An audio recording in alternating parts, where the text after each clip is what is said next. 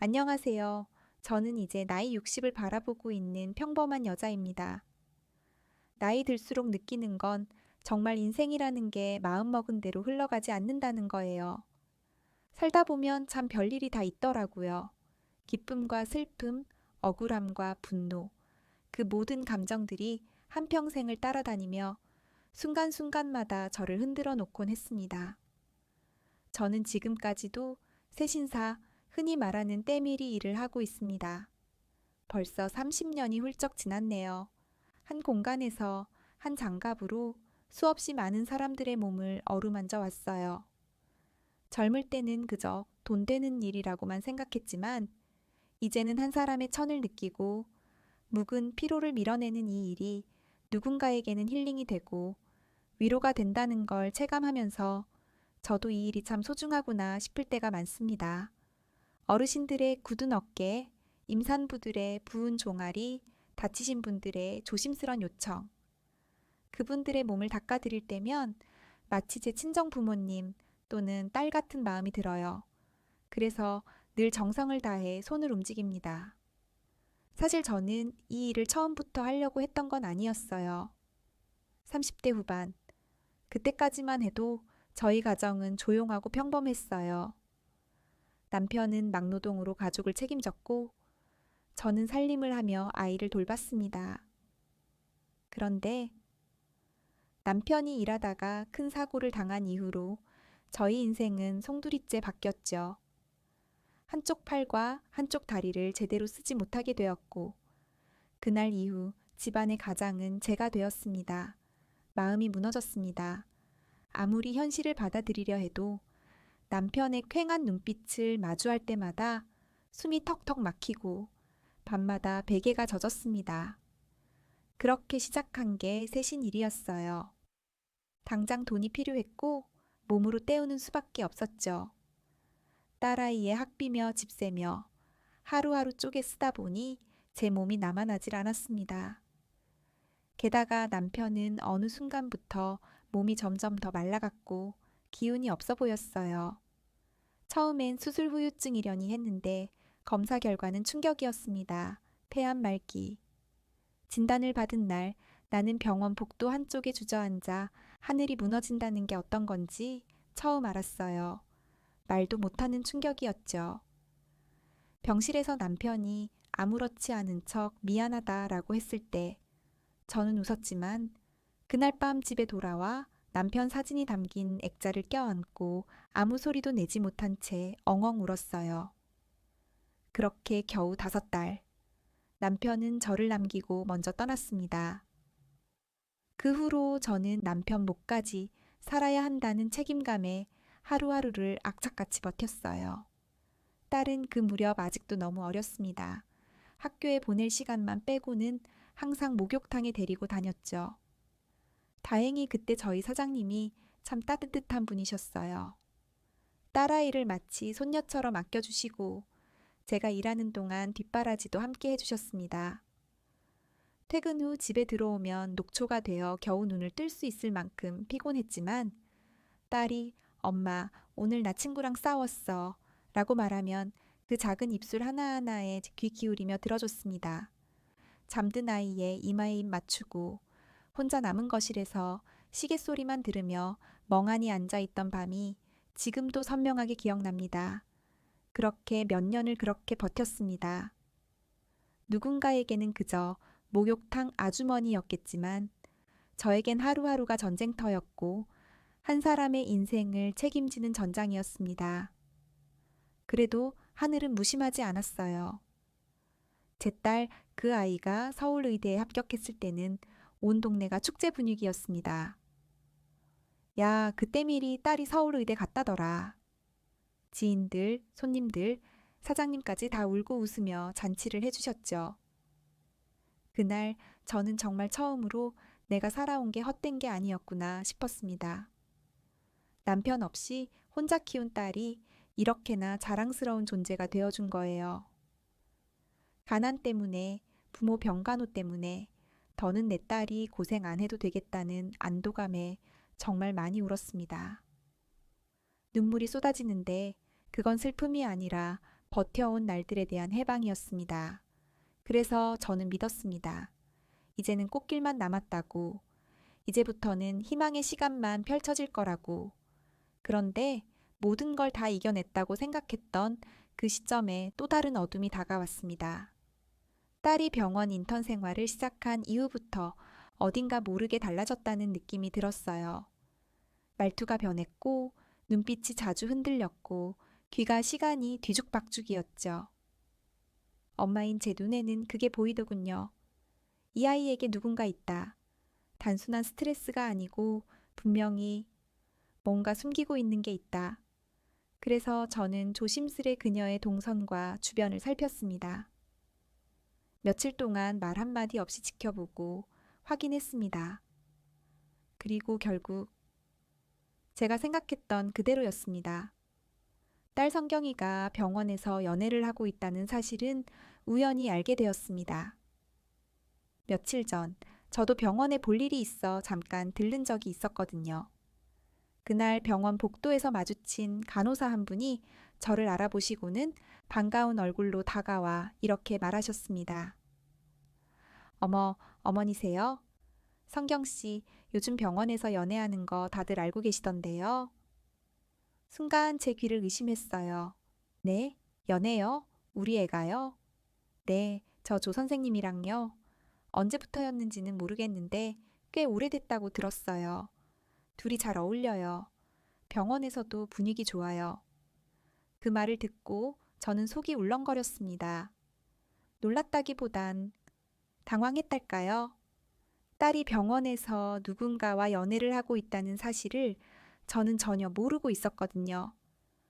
그동안 퇴근하면 아무렇지도 않은 얼굴로 집에 들어왔고, 주말에도 어김없이 혼자 공부하거나 쉬는 모습만 봐왔는데 말이죠. 그날 밤 저는 조심스럽게 딸에게 물었습니다. 성경아, 너 병원에서 누굴 만나고 있니? 딸은 잠시 뜸을 들이더니 담담하게 대답했어요. 응, 엄마 몰래 해서 미안해. 1년 정도 됐어. 진지하게 만나고 있어. 걱정 마. 잘 되고 있어. 그 말에 제 마음이 복잡해졌습니다. 딸이 누굴 사귄다는 것 자체는 기쁜 일이지만 아무 말 없이 그렇게 긴 시간을 숨겼다는 게 서운했어요. 성경이 너는 워낙 똑 부러지는 애라 잘 알아서 하겠지만 그래도 엄마한텐 말 한마디는 해줘야지. 병원에서 그런 관계는 조심해야 하잖니. 근무 중에 얼굴 마주치는 것도 민망할 수 있고 딸은 미안한 표정으로 웃으며 말했어요. 엄마, 그래서 더 조심했어. 일부러 더 말을 안 했어. 근데 이제는 말해야 할 때라고 생각했어. 저는 가볍게 고개를 끄덕였지만 속으론 딸의 말과 행동 하나하나를 떠올리며 그 남자가 누군지 어떤 사람인지 알기 전까진 마음이 놓이지 않았습니다. 며칠 뒤 딸이 먼저 말하더군요. 엄마 인사시켜 드리고 싶어요. 이번 주말에 점심 약속 잡을게요. 우리 먼저 엄마 뵙고 그 다음에 그쪽 집에도 찾아뵐 예정이에요. 전 처음엔 우리 집에서 보자고 했다가 이 집이 형편이 좋지 않다는 걸 생각하고 괜히 딸의 체면을 깎을까 싶어 분위기 좋은 식당에서 만나기로 했습니다. 식사하는 자리라면 서로 편하게 이야기 나누기도 좋을 테니까요. 그날 식당 문이 열리고 들어선 남자를 보며 저는 속으로 안도했습니다. 표정이 밝고 인상도 부드럽고 말투도 단정했어요. 성경이가 왜 이 사람을 좋아하게 되었는지 그냥 눈빛만 봐도 알 것 같았습니다. 자리에 앉자 그는 곧장 저를 향해 고개를 숙이며 말했어요. 어머니, 이렇게 얼굴 뵙게 되어 정말 기쁩니다. 사실 성경이 입에서 결혼이라는 말이 나왔을 때 많이 놀랐습니다. 하지만 그 말이 어색하지 않을 만큼 우리는 진심으로 서로를 아끼고 있습니다.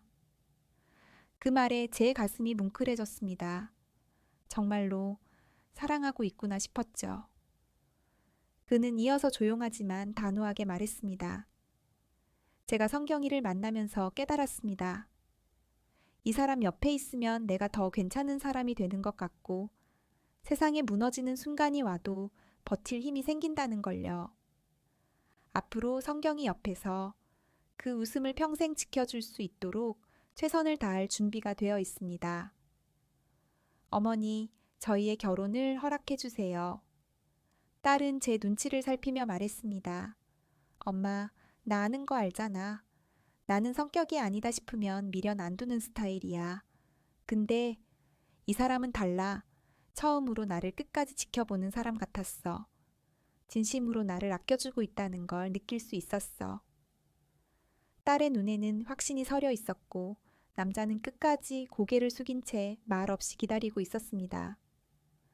제가 가만히 두 사람을 바라보다 말했죠. 그래, 무슨 말인지 다 알겠다. 니들 둘 다 진심이구나. 서로 그렇게 아끼고 믿고 있다면 엄마도 더는 반대하고 싶지 않다. 말은 그렇게 했지만 제 마음속에는 딱 한 가지 걱정이 남아 있었습니다. 근데 혹시라도 집안 차이가 너무 나서 결혼 생활이 힘들어지는 건 아닐까. 우리야 넉넉한 집도 아니고 너도 알잖아. 엄마가 무슨 일을 하며 널 키웠는지. 그러자 남자는 조용히 웃으며 고개를 들었습니다. 어머니, 그건 걱정 안 하셔도 됩니다. 제 부모님도 그 부분에 예민하지 않으세요. 성경이가 어디서 자랐든 어떤 환경이었든 그걸 따질 분들이 아닙니다.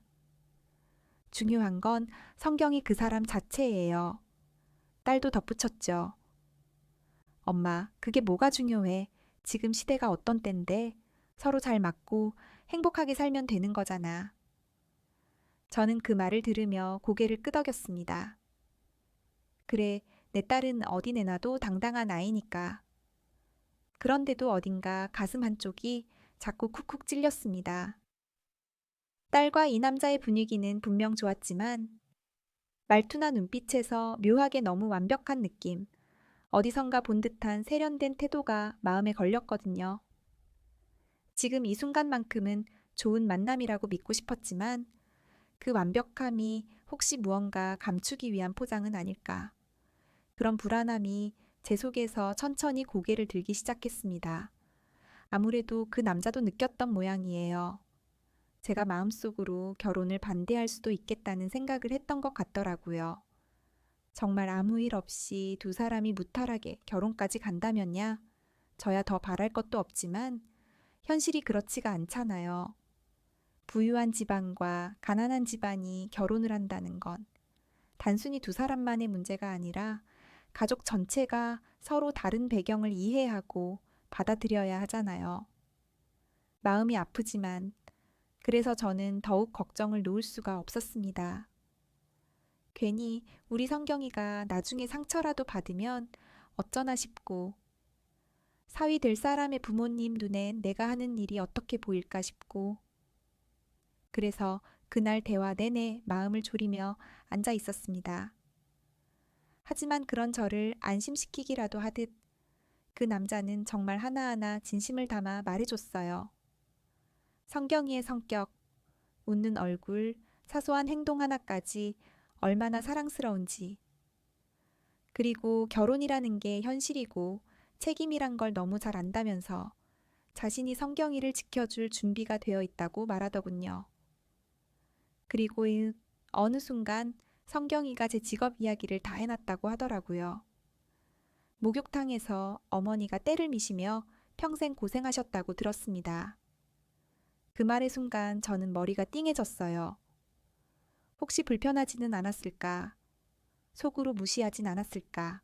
그 걱정이 단번에 스쳤죠. 그런데 그 사람은 저를 바라보며 이렇게 말했어요. 정말 대단하신 분이세요. 이 일은 아무나 할 수 있는 게 아니라고 생각합니다. 그 노력이 있었기에 지금의 성경이가 있을 수 있었던 거잖아요. 저는 그 손이 금손이라고 생각해요. 그러더니 제 손을 꼭 잡아주었습니다. 참았던 눈물이 왈칵 쏟아졌어요. 내 손, 거칠고 굳은 살 박히고 수건 문지르느라 지문도 희미해진 이 손을 누군가가 이렇게 따뜻하게 잡아주기는 처음이었거든요. 그날 저는 그 사람의 인성과 진심을 느낄 수 있었어요. 겉으로 번지르르한 말이 아니라 나를 성경이 엄마로서가 아니라 한 사람으로 존중해주는 느낌. 정말 고마웠어요. 우리 딸 잘 부탁드립니다. 그렇게 말하고 식사를 마쳤죠. 집으로 돌아오는 내내 그동안의 고생이 한 폭의 그림처럼 떠오르며 스쳐 지나갔습니다. 빨래 널던 날들, 등에 아이를 업고 장 보러 다니던 골목길, 남편 없이 혼자 울던 밤들. 모두 다 지나왔구나. 그래서 이 자리에 왔구나 싶었죠.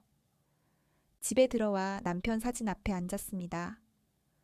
그리고 말없이 한참을 바라보다가 슬픔의 눈물이 아니라 정말 오랜만에 흘리는 행복의 눈물을 쏟았어요. 여보, 우리 성경이 잘 키웠지? 이제야 조금은 안심이 되네. 그렇게 며칠이 지나고 딸아이가 집에 왔습니다. 문을 열고 들어오자마자 들뜬 얼굴로 제게 말했죠. 엄마, 그 사람 어땠어? 인상은 좋았지? 말도 잘했지? 입에 모터 단 것처럼 쉴 새 없이 질문을 던지는데 그 모습이 어찌나 귀엽던지 웃음이 나왔습니다. 저는 느꼈던 점들을 조곤조곤 말해줬고 그날 밤 딸과 둘이 앉아 새벽까지 이야기를 나눴어요. 커피를 2번이나 내리고 포스트잇에 메모까지 하면서 결혼 준비, 시댁 방문, 우리 집의 상황 하나하나 정리해가며 그렇게 깊은 대화를 나눈 건 처음이었던 것 같아요. 그리고 성경이는 말했어요. 엄마, 다음 주면 그쪽 집에도 인사드리러 갈 것 같아. 날짜는 거의 확정됐어. 저는 속으로 간절히 기도했습니다. 부디 이 모든 과정이 무탈하게 딸의 인생이 앞으로 더 이상 굽이굽이 아프지 않도록 제발 이 아이만큼은 행복한 길을 걷게 해달라고. 그날 밤 자고 있는 딸의 손을 살며시 잡고 눈을 감은 채 오래오래 기도드렸어요. 다음 날은 또 평소처럼 각자의 하루를 살아야 했고 저는 다시 목욕탕으로 출근해 익숙한 수건을 적시고 땀을 흘리고 누군가의 묵은 때를 밀며 하루를 시작했습니다. 하지만 마음만큼은 가벼웠어요. 내 딸이 이제 곧 자신의 가정을 꾸린다는 사실 하나만으로도 그 모든 수고가 조금은 덜어지는 듯 했거든요. 성경이는 점심시간이 되자 제게 영상통화를 걸어왔습니다. 엄마, 지금 시간 괜찮아? 카메라 화면에 성경이 얼굴과 함께 그 남자도 나왔어요. 둘이 꼭 붙어 앉아서 웃고 있는 모습이 참 보기 좋더라고요. 세세한 거 하나하나 챙겨가며 저한테 안부 묻는 모습이 마치 오래된 부부처럼 다정하고 편안해 보였습니다. 그 영상을 목욕탕 사장님도 곁에서 보고 계셨는데 그분도 저만큼이나 감격스러워 하셨어요. 조그만 게 이젠 결혼을 다 하겠다며 남자를 소개해주네. 참 세월이 빠르다. 말끝이 떨렸고 사장님 눈에도 눈물이 고이더라고요.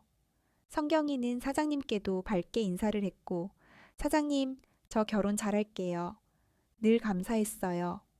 그 말 한마디에 사장님은 더 이상 말을 잇지 못하시고 고개만 끄덕이셨어요. 이 아이를 딸처럼 생각해왔던 마음이 그 짧은 순간에 다 녹아난 것 같았습니다. 그렇게 따뜻한 마음으로 하루를 보내고 있던 어느 날, 성경이의 예비시댁 인사 약속을 앞둔 바로 그 주말.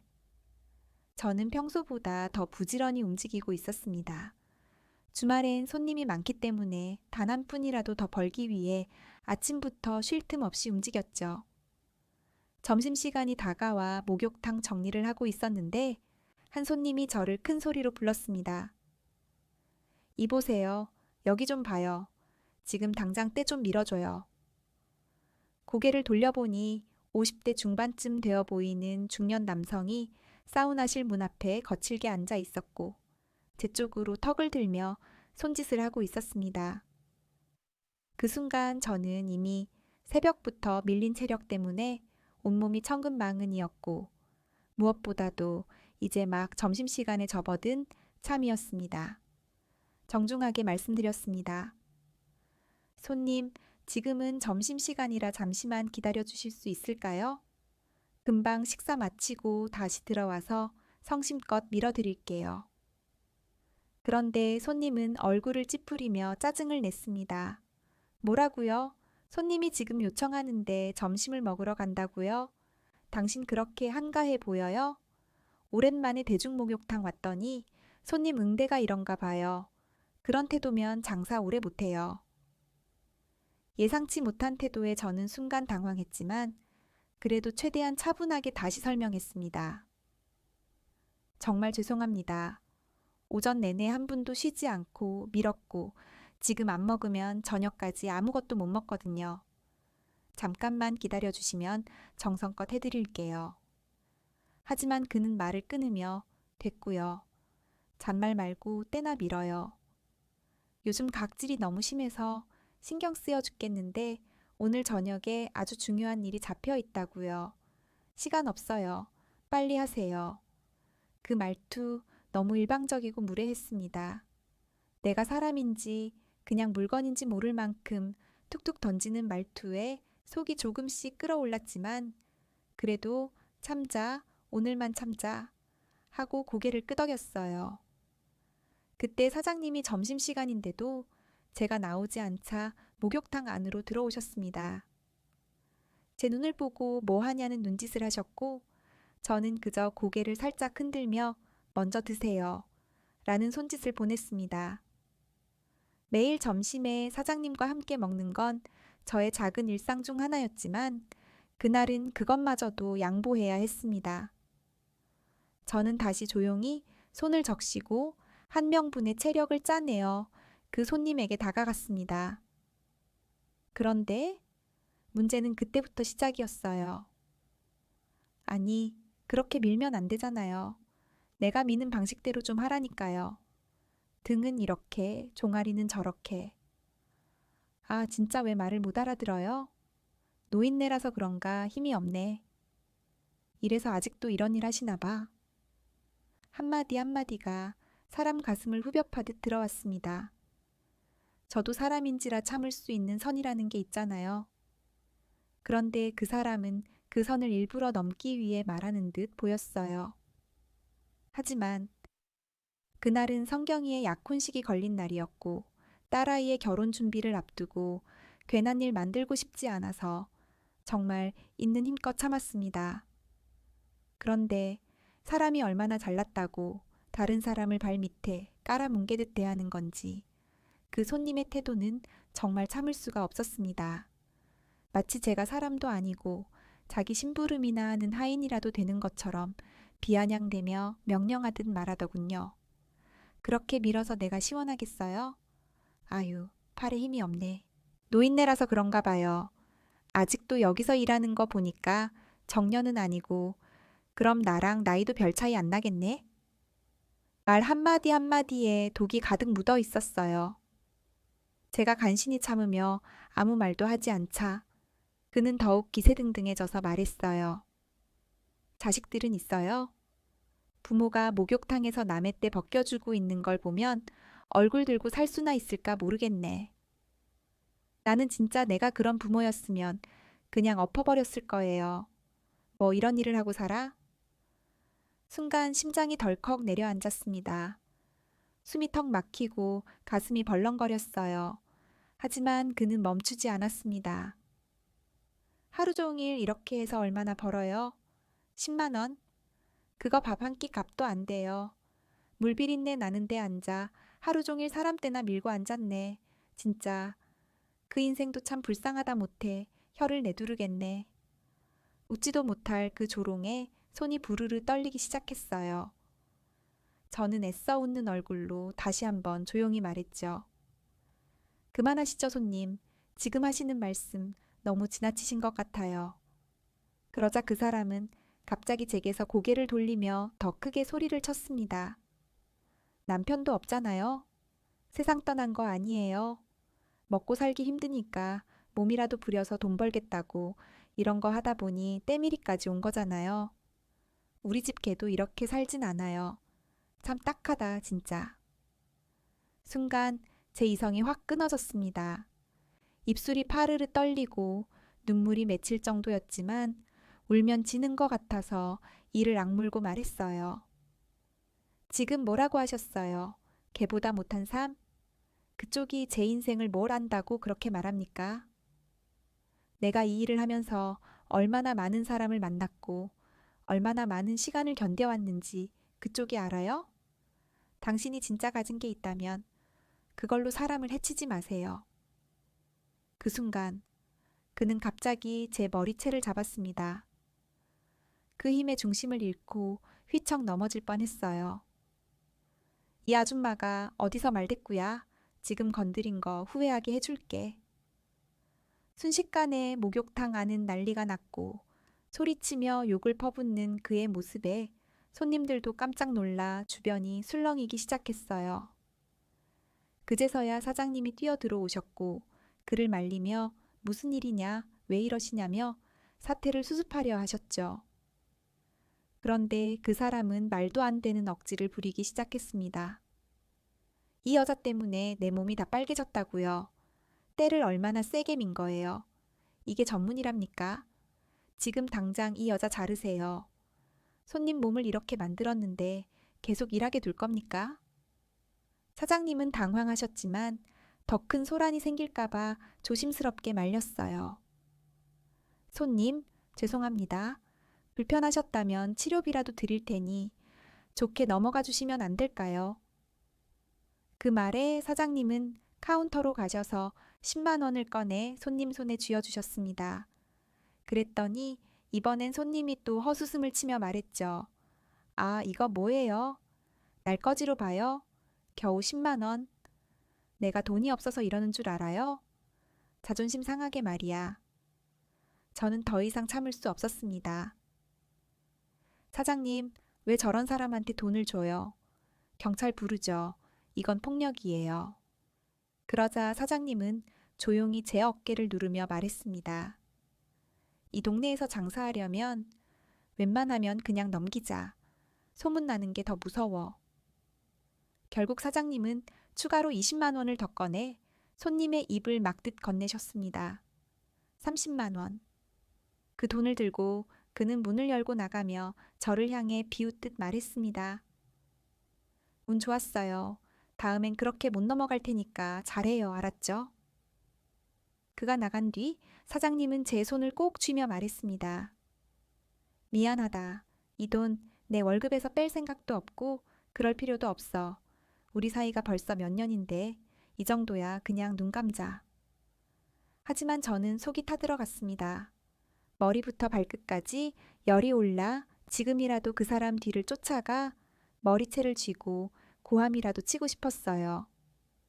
하지만 딸아이 성경이의 결혼을 앞두고 있는 이 시점에 내가 또다시 소란의 주인공이 되면 안 되겠다는 생각에 입술을 깨물고 주저앉아 버렸습니다. 그리고 그 자리에 앉은 채 터져나오는 울음을 꾹꾹 눌렀습니다. 그날 하루는 정말이지 기분이 뒤숭숭했어요. 그 무례했던 손님의 말들이 계속 귓가를 맴돌았고 가슴속 어딘가가 꿍꿍하게 남아 하루 종일 기운이 없었습니다. 일이 끝나고 나서 사장님과 오랜만에 맥주 한잔 하면서 속에 담아놨던 걸 조금은 털어낼 수 있었어요. 참 세상에 별사람 다 있지요. 사장님은 제 얘기를 듣고 고개를 끄덕이며 말없이 잔을 부딪혀줬고 그 조용한 공감이 그날 저에게 가장 큰 위로가 되었습니다. 맥주 한 캔, 두 캔을 나눠 마시며 이런저런 이야기를 나누다 보니 어느새 해가 기울고 집으로 돌아왔습니다. 그런데 집에 들어서자마자 성경이가 웃는 얼굴로 저를 반기더라고요. 엄마, 오늘 나 어땠을 것 같아? 들뜬 목소리에 웃음이 절로 나왔습니다. 왜 무슨 일 있었는데? 오늘 그쪽 부모님이 나 되게 좋게 봐주셨대.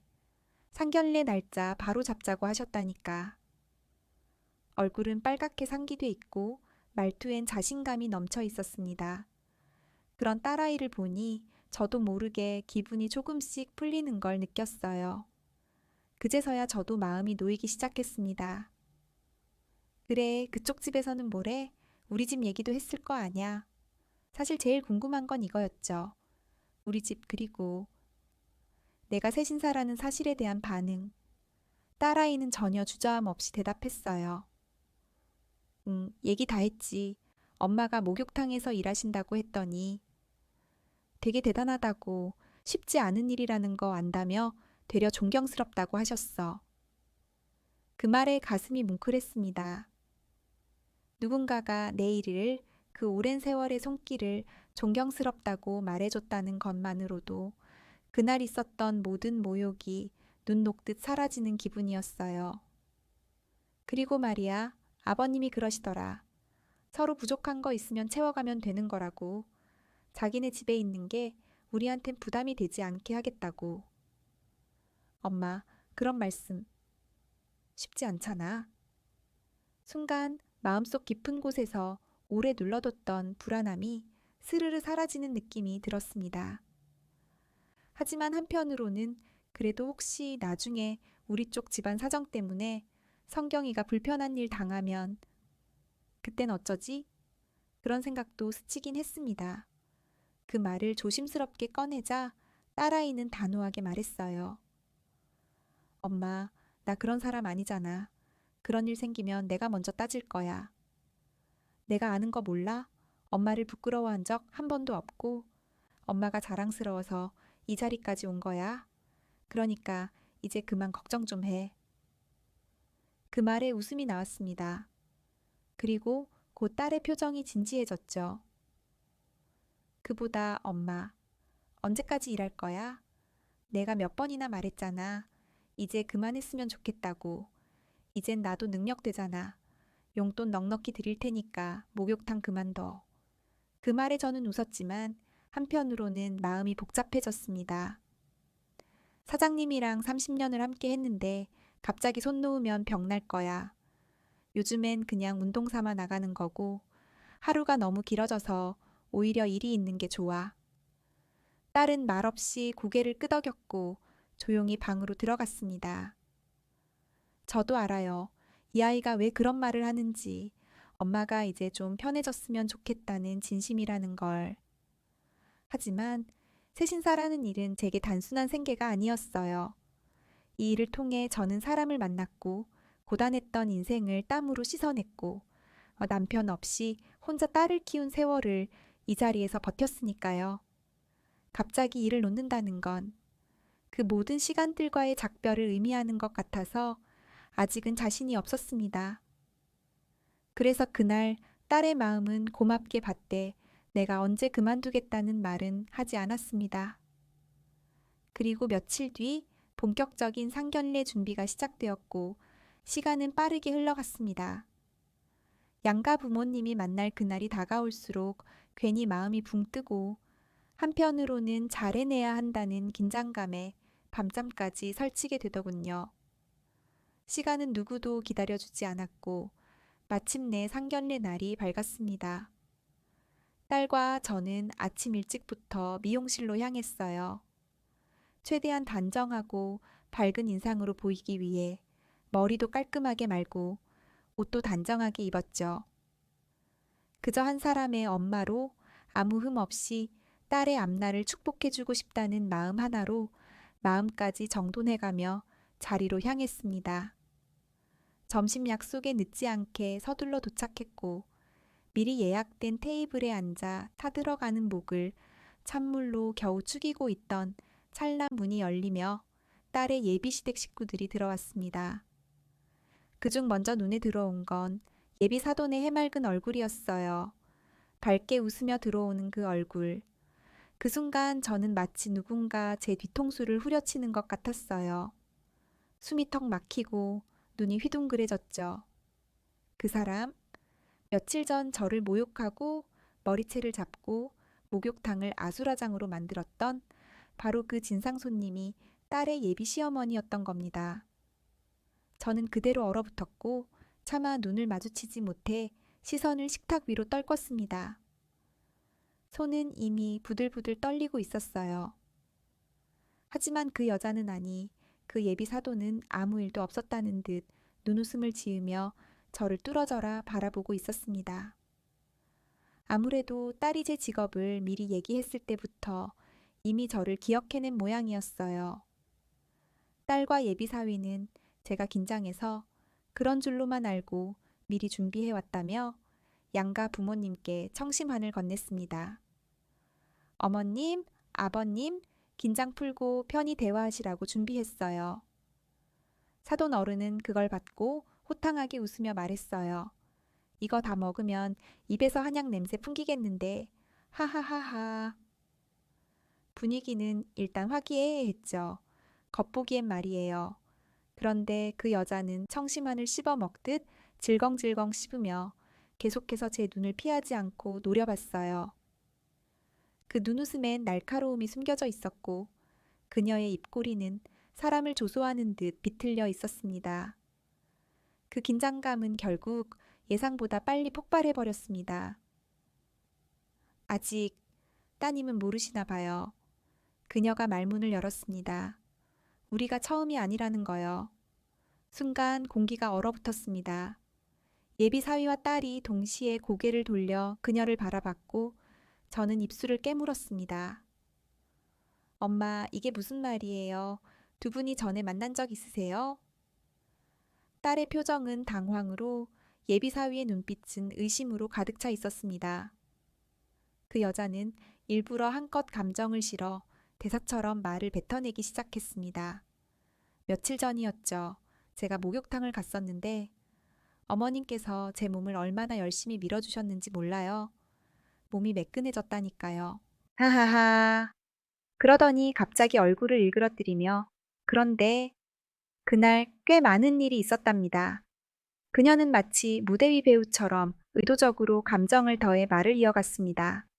그날 제가 급하게 들어간 거였거든요. 점심시간이라 안 된다고 거절하시기에 눈물까지 흘리며 부탁드렸어요. 그런데 어찌나 힘껏 때를 밀어주시던지 여기 이 어깨며 팔이며 온몸이 벌겋게 부어올랐답니다. 제가 몇 마디 했더니 머리채를 확 잡더군요. 정말 무서웠어요. 그때 그 기억이 아직도 생생합니다.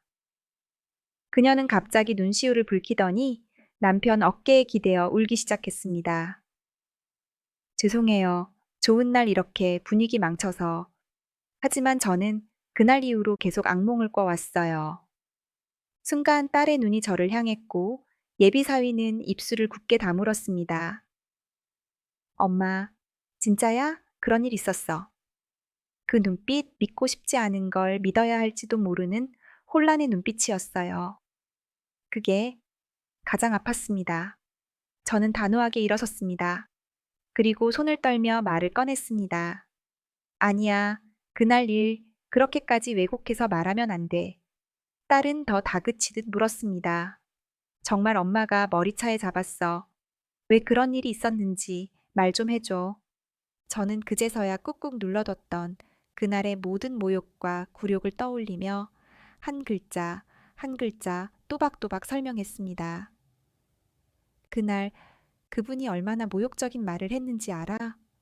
남편 없는 걸 조롱하고 내 인생이 걔만도 못하다고 말했어. 내 손 보고 하루에 10만 원이나 버냐고 비웃었어.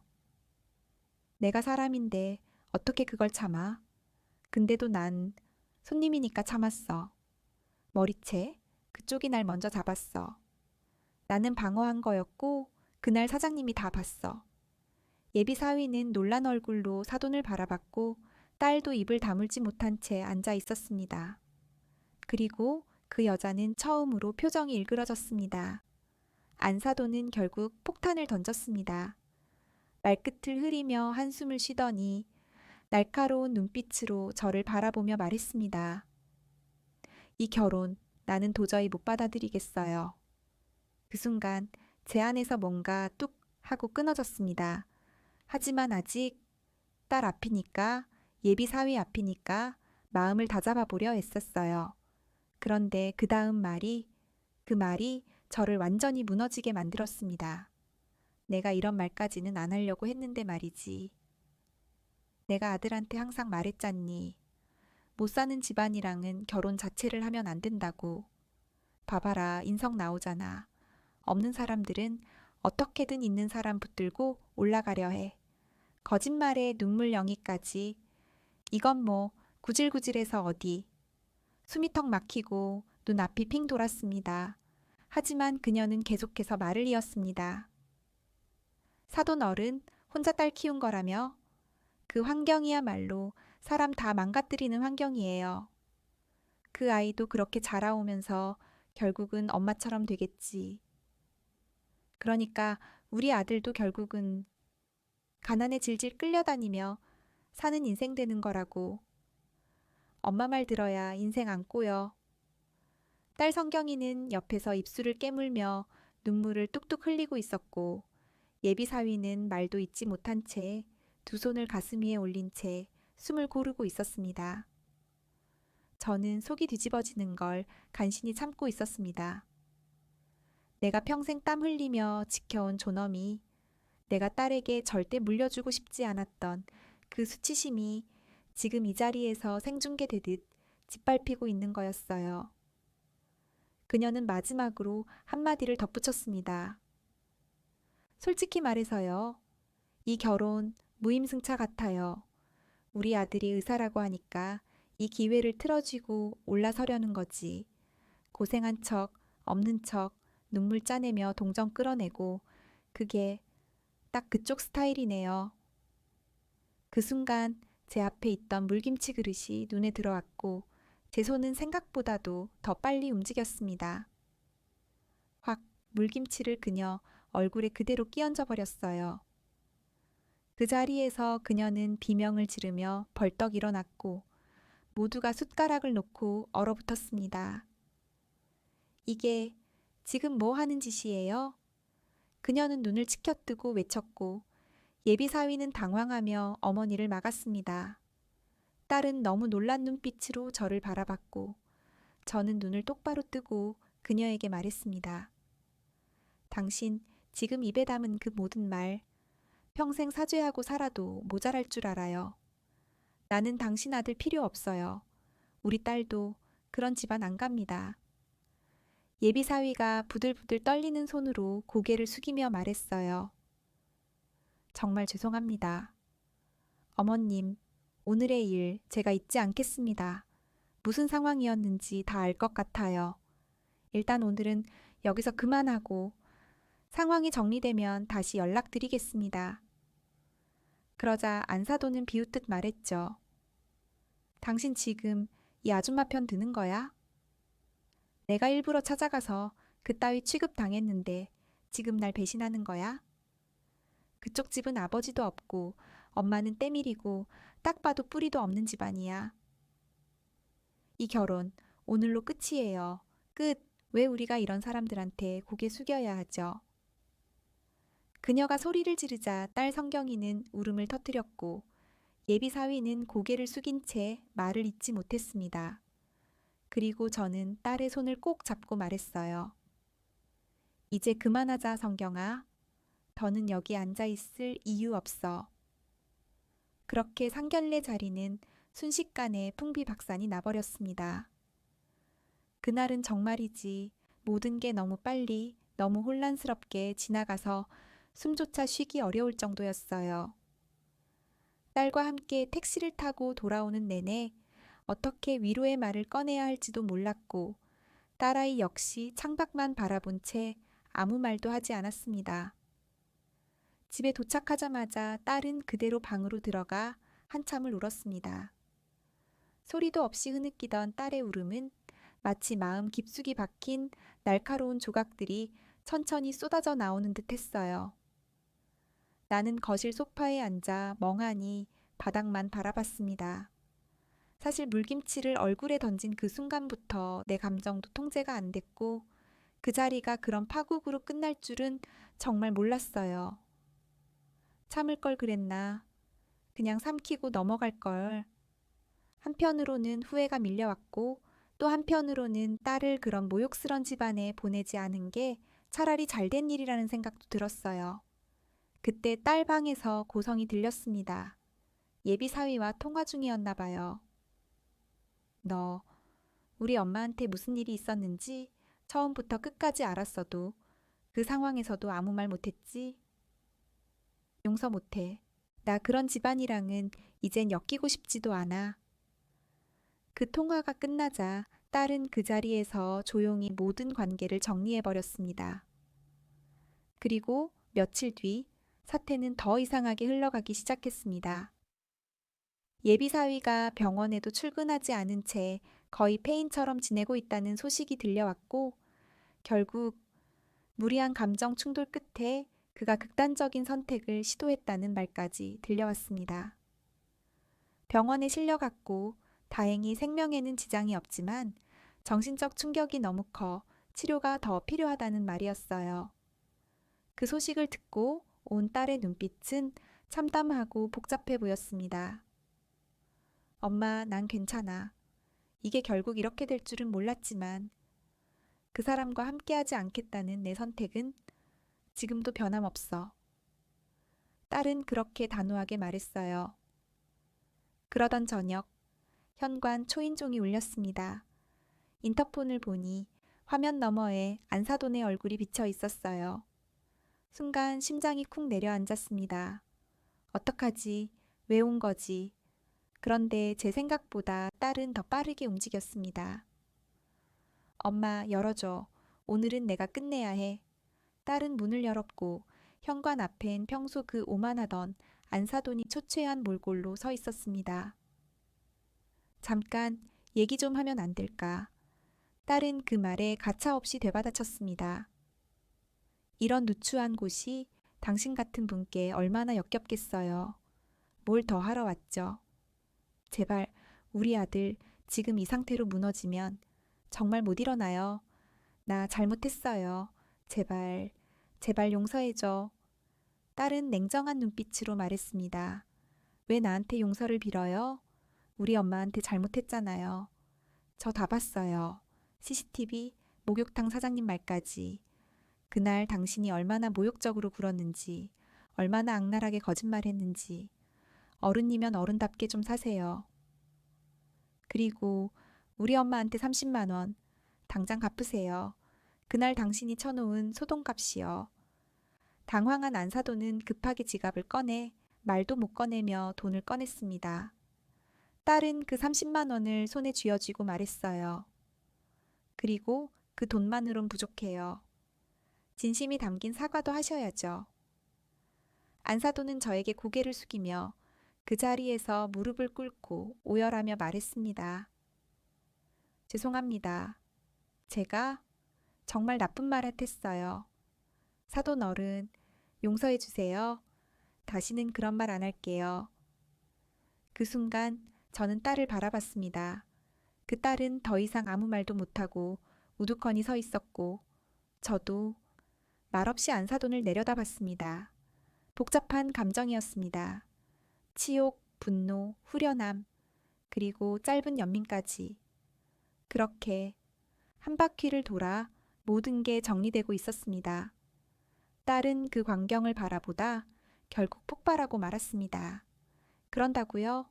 지금 와서 무릎 꿇고 눈물 흘리고 겨우 그거면 다 용서받을 수 있다고 생각하세요? 그 말은 날선 비수처럼 공기를 갈랐고 그제야 안사돈은 바닥이 꺼질 듯 납작 엎드려 주먹을 쥔 채 땅을 치며 눈물을 쏟기 시작했습니다. 제발 내 아들, 그 아이만이라도 살려야 돼요. 부탁입니다. 딱 한 번만 아들 곁에 가서 얘기해 주세요. 그 모습이 너무도 처절해서 딸도 잠시 말을 잃었고 저 역시 한 아이의 엄마로서 그 마음이 아주 조금은 이해가 됐습니다. 그만해요. 사과는 받겠어요. 이젠 돌아가요. 저는 그렇게 말하며 그녀를 일으켰고 그녀는 마지막으로 딸의 손을 꼭 쥐며 말했습니다. 정말 부탁이다. 제 아들한테 딱 한 번만 가줘요. 그녀가 돌아간 뒤 딸은 주저앉아 눈물을 흘렸습니다. 그 자리에서 저는 말없이 딸의 등 뒤에 앉아 그 작은 어깨를 꼭 안아주었습니다. 그 어깨는 많이 떨리고 있었고 작은 울음이 한참 동안 이어졌습니다. 며칠 뒤 딸은 조용히 예비사위와 다시 만났습니다. 극단적으로 헤어진 것이 아닌 서로의 감정을 모두 털어놓고 고통을 공유한 끝에 정중하게 이별한 듯 했습니다. 하지만 문제는 그 후였습니다. 예비 사위는 극심한 정신적 충격으로 인해 손떨림 증세를 앓게 되었고 결국 의사라는 직업을 내려놓겠다는 결정을 했다고 들었습니다. 의사에게 손의 떨림은 생명줄과도 같은 문제였기에 그 소식은 참담할 정도로 안타까웠습니다.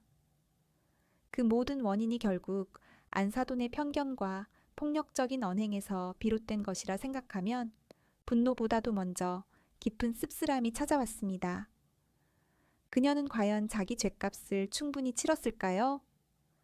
말 한마디, 행동 하나로 얼마나 많은 사람들의 삶이 파괴될 수 있는지를 그녀는 진정 알았을까요? 시간이 흘러 우리 모녀는 다시 일상으로 돌아왔습니다. 목욕탕에서의 일도 다시 평소처럼 이어졌고 딸도 내색하지는 않지만 여전히 속 깊은 곳에서는 아픔을 안고 살아가는 듯합니다. 그런 딸이 앞으로 살아가는 길 위에서 조금이나마 따뜻한 위로를 받을 수 있다면 저는 더 바랄 것이 없습니다. 부디 이 이야기를 끝까지 읽어주신 분들이 이 한 가지는 기억해 주셨으면 해요. 말 한마디, 행동 하나, 그 가벼움이 누군가에겐 평생 지워지지 않는 상처로 남기도 합니다. 모든 말과 행동은 결국 다시 자신에게 되돌아옵니다. 좋은 말은 좋은 사람을 남기고 나쁜 말은 스스로를 갉아먹게 되어 있습니다. 그래서 저는 오늘 당신이 세상에 건네는 단 한마디가 누군가에게는 살아갈 이유가 되기를 바랍니다. 감사합니다. 그리고 당신도 누군가의 눈물을 닦아줄 수 있는 사람이 되길 바랍니다.